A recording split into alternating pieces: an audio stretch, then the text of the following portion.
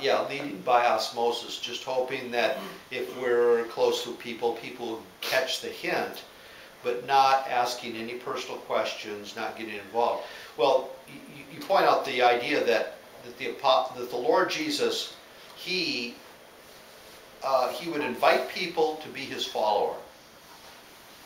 He didn't force anybody to be his follower as far as the way he approached people, but he would say those things: follow me, take up your cross, follow me. Well, then the apostles, in their example, you have the Apostle Paul, and he did say, be a follower of me, even as I also am of Christ. So is he the Lord Jesus? No. Is he perfect? No. So he qualifies it. He says, you should follow me even as I follow Christ. So if a person, you see somebody Christ-like, they're a good example and they're somebody worth following. And so it works both ways.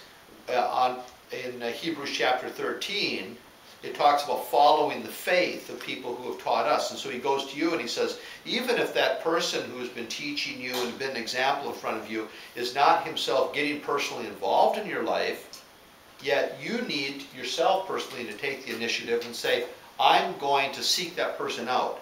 And so it'll talk about leaders and Bible teachers and Christians who are experienced Christians. And it says to know them, to love them, and then to follow them, follow their faith. So you can do that even though that person doesn't approach you.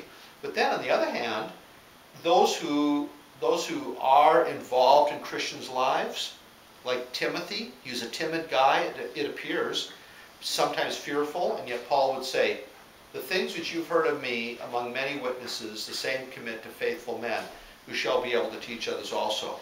So he's telling Timothy, just like I've gotten involved in your life, what did Paul do? Paul shows up and he says, I'm looking for some young man to come with me on a mission trip. And there's this fellow named Timothy.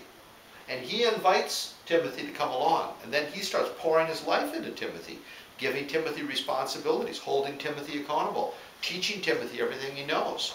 So that Timothy's name is on the masthead of several of the epistles. You know, 2 Corinthians, Philippians, Colossians, 1st and 2nd Thessalonians.